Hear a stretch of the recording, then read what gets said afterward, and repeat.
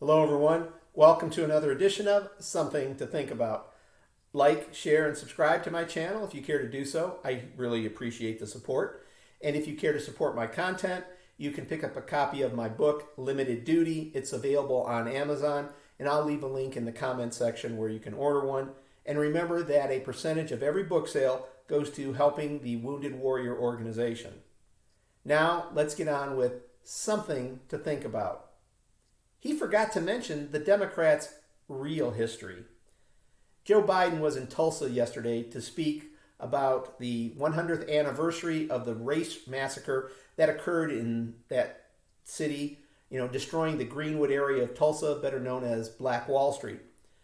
During his speech, he mentioned seeing a picture in a book of the Ku Klux Klan marching down Pennsylvania Avenue in Washington, D.C., that took place around the same time as this tragic event in our nation's history.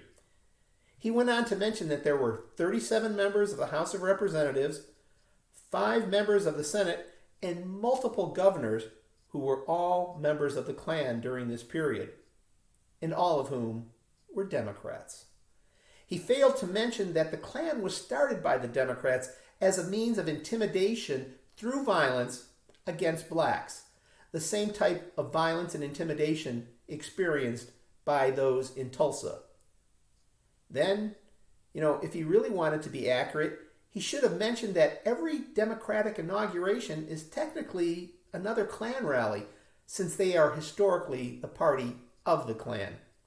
He also wanted everyone to believe that the KKK was started in 1955 and not 1865 when it was first introduced, as well as downplaying the Klan's targeting of blacks, indicating that Jews and Catholics were the real victims, and that the hate initiated by this Democrat organization and its members became embedded in our nation's laws and culture systemically.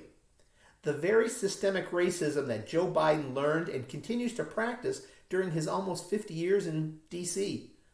Remember, he stated he didn't want his children to go to integrated schools because those schools would become racial jungles, or that an individual could not work at a 7-Eleven if they didn't have an Indian accent.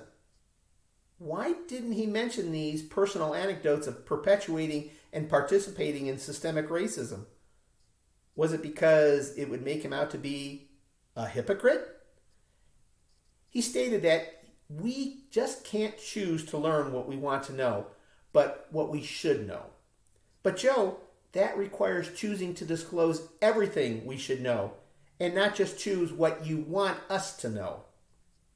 He mentioned all the years after World War II of a segregated America, the segregation promoted and continued by the Democratic Party, who voted against the Equal Rights Amendment in 1965, or his gratitude and appreciation for West Virginia Senator and Klan member Robert Byrd. By not mentioning this, Joe, you once again are telling us what you want us to know and not what we should know. He mentioned how black home ownership is lower today than it was 50 years ago. Why is that so difficult for you to understand, Joe?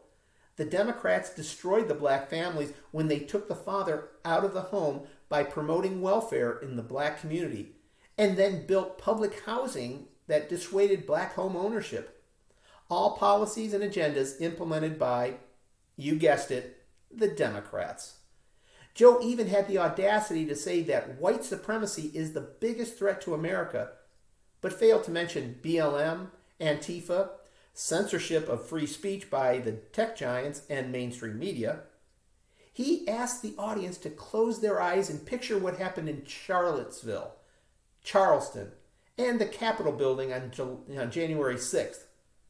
Why not also ask the audience to close their eyes and picture the riots in Minneapolis and Portland, and the increase in violent and often deadly attacks perpetuated by blacks on other blacks in Democrat-controlled cities like Chicago?